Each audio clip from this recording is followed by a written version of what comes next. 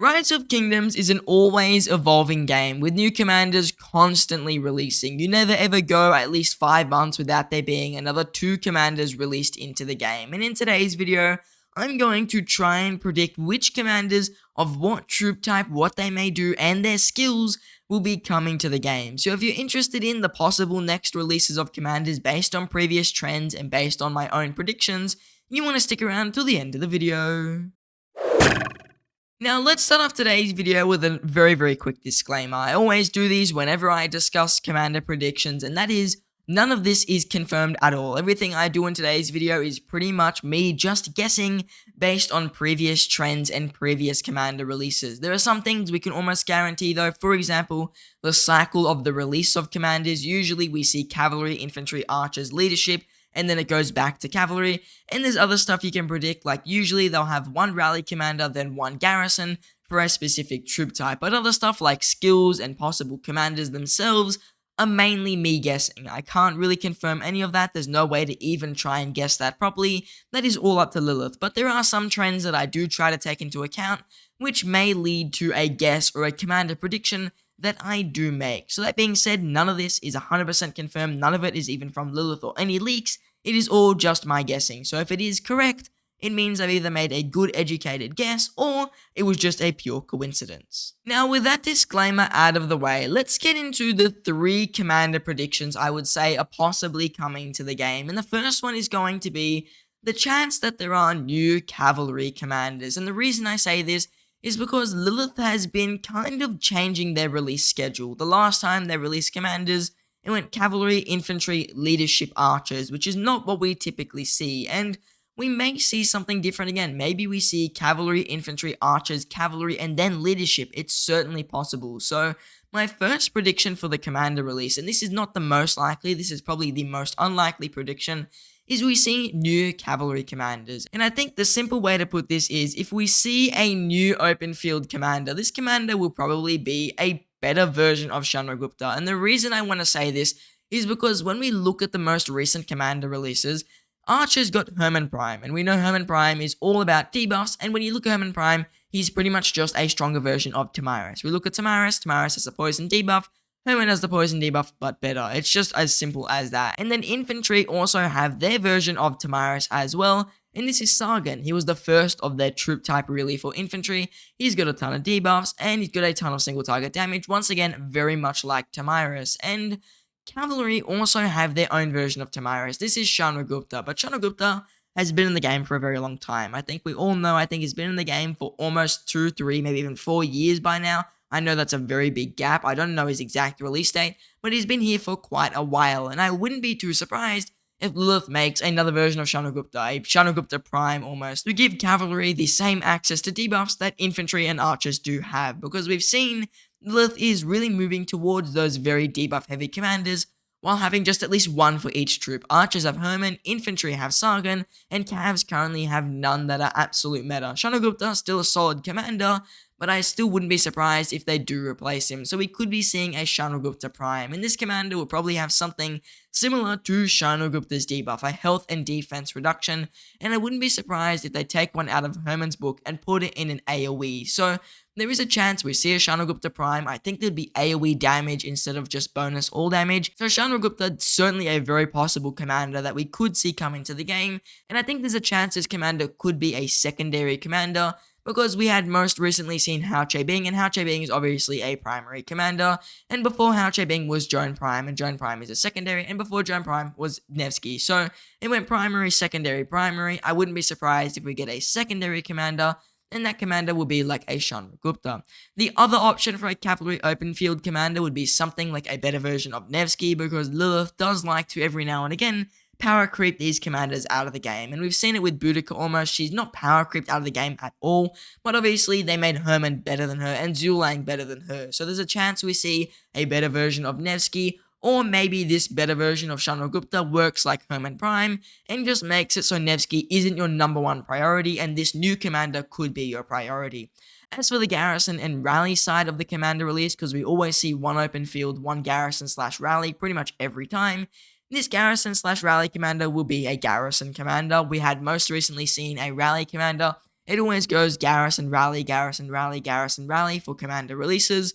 So I'm going to guess that the next commander coming to the game will be a garrison, and this garrison is probably going to work pretty well with Jan Ziska, and also there's a chance they work well with Jadwiga. And the reason I say this is because we've seen Constantine make a comeback in the garrison meta, and I wouldn't be surprised if Lilith almost wants to copy that. So there's a chance we see a comeback of Jadwiga in the garrison, and then obviously I think Jan Ziska is also going to become more relevant. And the reason Lilith will want to make a Cav garrison is to counter the Assure Bunny Power rally meta that's currently in the game. So there's a very high chance we see a Cav garrison, highly doubt we see a Cav rally, almost impossible that we see a second open field commander. Cav garrison is my guess. Will this commander be good on the open field? That remains to be seen. There's really no trend with that. Usually sometimes they're good, sometimes they're not. I would say though most of the time the garrison commanders aren't too amazing on the open field. Jadwiga, for example, Jan Ziska as an example as well. So there's a very high chance that this garrison commander is not very field usable. The only major field garrison I would really say right now is Gorgo. Amanatori used to be one, but that's pretty much it. So usually the garrisons are more only garrisons, whereas rally commanders, we see some field potential in them. So there's a chance we see some field potential in this garrison, but I doubt it. One other thing I would also like to mention, I think both the open field and garrison commander will have only got skill damage. I don't think they're going to give smite damage to Cavs. Wouldn't really fit in their meta. Most of them have the skill tree. A lot of the cavalry commanders actually do boost skill damage. So there's a very good chance that we see only skill damage in Cavs, and I think that's going to remain as an infantry thing with smite damage. So now my next two commander predictions for the commanders that may be possibly releasing into the game will be more based on the leadership side of Rise of Kingdoms, and the first of those two predictions is the fact that there's a chance we do see a new leadership rally.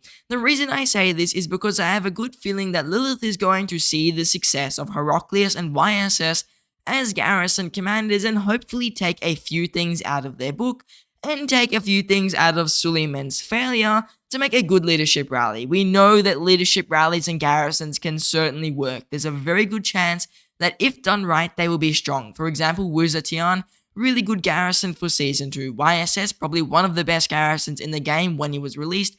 Heraclius, probably one of the best garrisons in the game to this day. So there is a very good chance we see a leadership rally, and if they do add a leadership rally, I think Lilith has to be very specific with the way they add it. If they add a leadership rally to make it successful, I'd believe they'd make the rally very tanky. For example, YSS's stats, very tanky. There's tons of defense here. He's got even more defense on his basically second skill. He's also got a ton of shielding to himself and counterattack damage bonus to the point where it's like, why on earth would I ever swarm this thing? I'm just going to get a fairly bad trade. And obviously for his time, those stats were fairly high. Nowadays, 30% counterattack is average, a very low shield amount. But back then, those stats were super high. But when we look at someone like Heraclius as well, super tanky commander. He's got counterattack coming out of every part of his body. He's got shielding all over. He's got AoE skill damage. Tons of stuff going on in Heraclius' kit that makes him very anti-swarm. Suleiman, Lilith tried to do that, but there's a few things in Suleiman's kit that make him really weak. And the first one is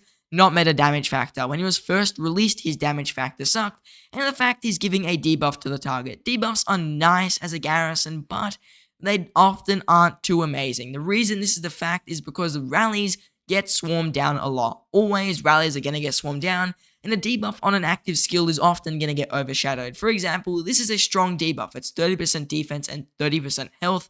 But that's a Nevsky into CPO debuff, and pretty much that's just completely cancelled out. So Suleiman as a rally right there, whenever the garrison gets swarmed down, that debuff is almost useless. Not to mention it's not to other troops attacking him, it's only to the garrison. The next thing that's also not very good in his kit is the fact that his damage reduction, which is anti-swarm in and of itself, is out of alliance territory only. So we can't access this while he's rallying, since 99% of the time you're rallying on territory. So any territory pretty much cancels this out, even enemy territory. The next thing that also doesn't help him is the fact that the way he gets his anti-swarm is that it's through him launching basic attacks, which allows him to reduce the target he's hitting, their normal damage, and their skill damage by 20%. That does make him a little bit more tanky against an actual garrison.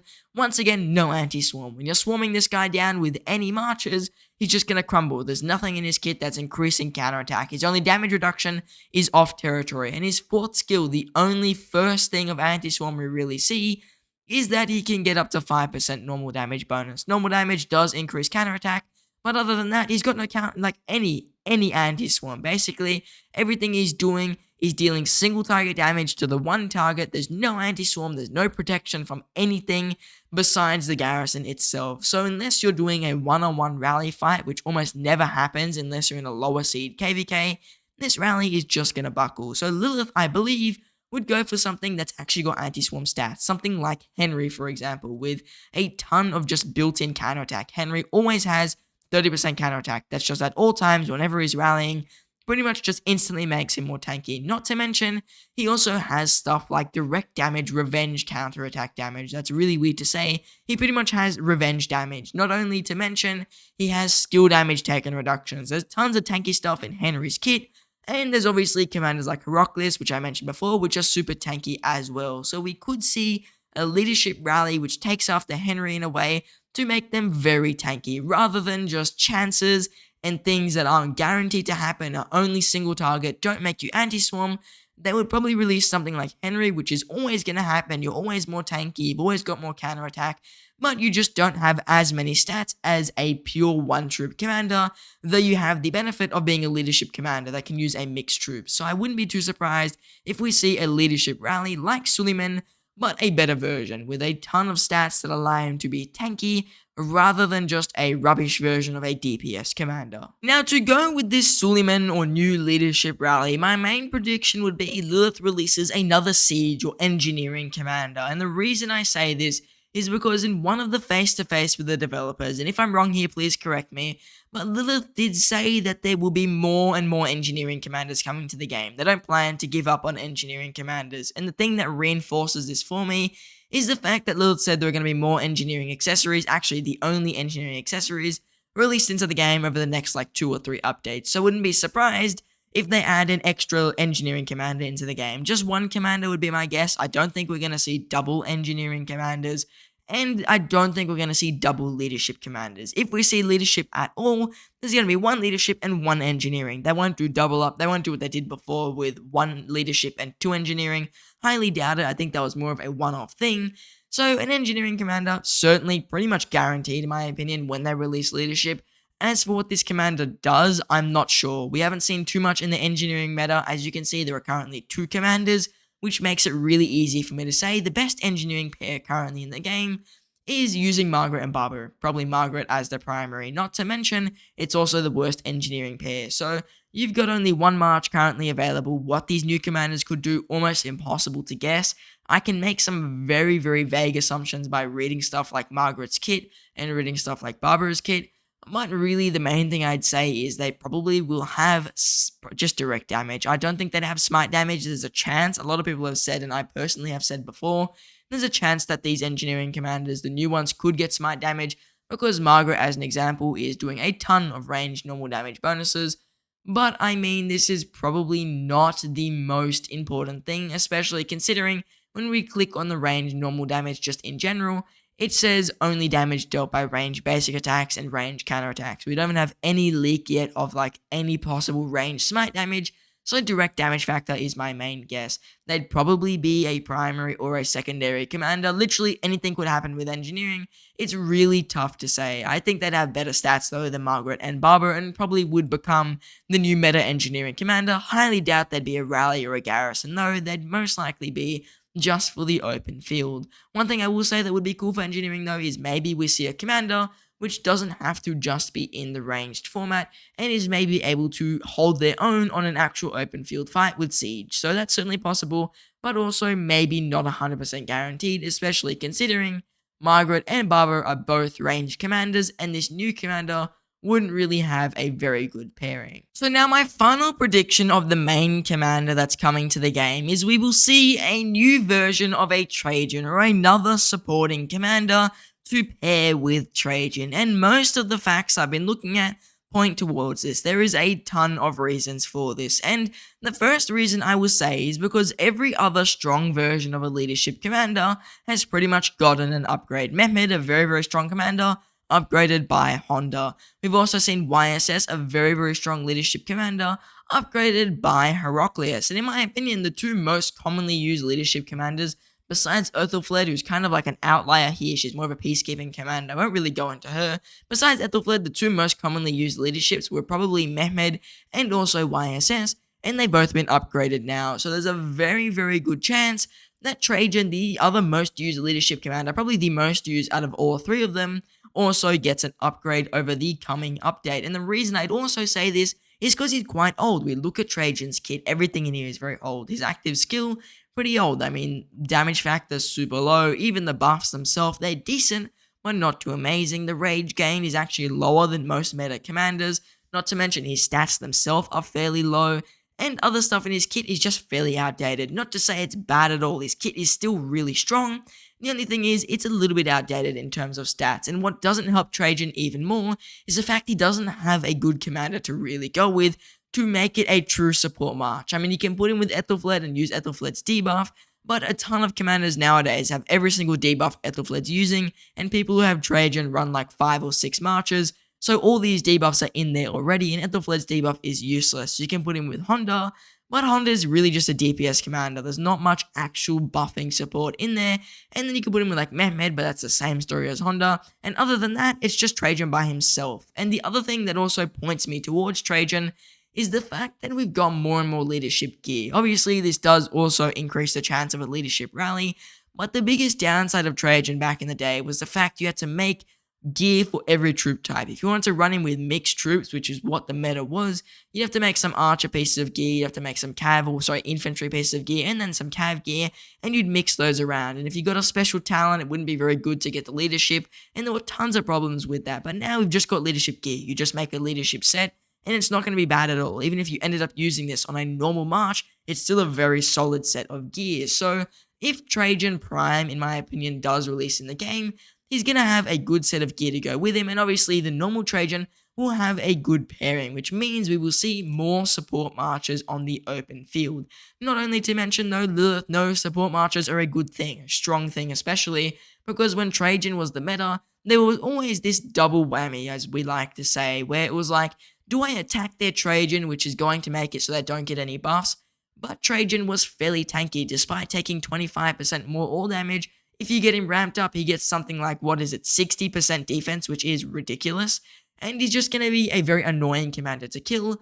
But while you're trying to kill him and get rid of his buffs, not only is he buffing his allied troops, but he's also allowing them to all deal damage by being the tank. So Trajan was, in that regard, a tanky buffing commander who, like, if you attack him, you're going to get a good trade against Trajan, but all your other marches trade bad. But if you don't attack him, then it's pretty much just like they're getting tons of buffs from this Trajan, which you're not killing. So it was that downside there where it's like, do I attack Trajan? Do I not?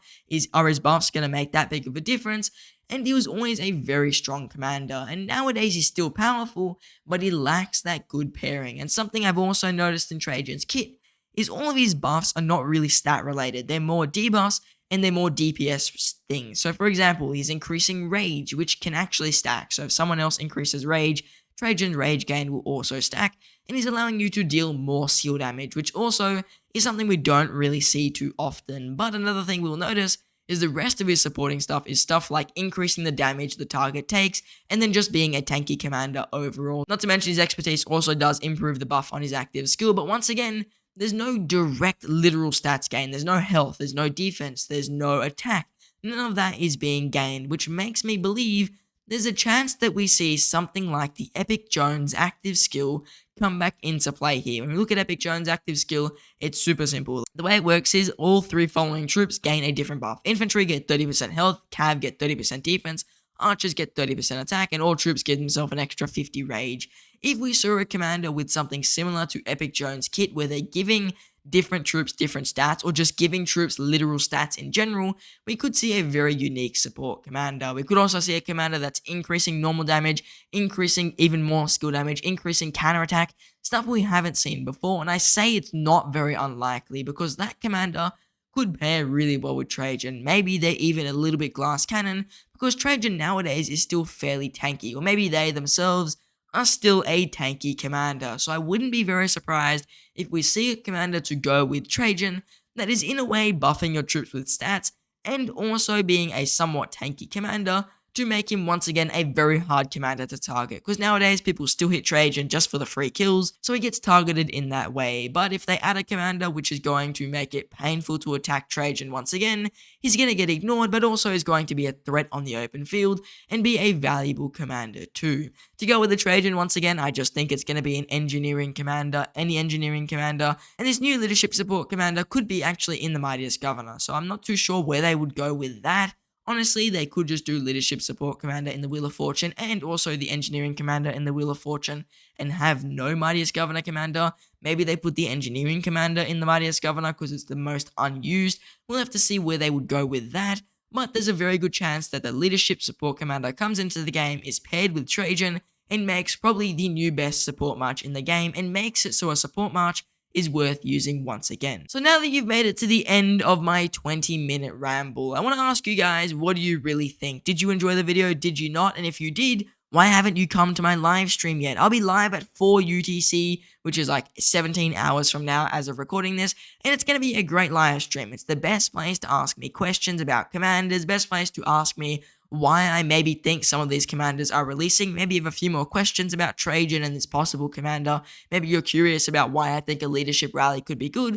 Or maybe you just want advice for your account about archer commanders or leadership or infantry or cavalry, whatever. I'm going to be live to answer those questions pretty much instantly. So come on down to the live stream. I'll be doing Ark of Osiris. I'll be fighting with commanders like Herman Prime. You'll see some Herman Prime reports in that stream, and it's going to be a very fun time. So come watch me fight with Herman Prime, have a fun time, and also ask me any questions. The link to this live stream will be in the pinned comment and also in the description. Now, I just want to say thank you for watching, and I hope to see you in the next one.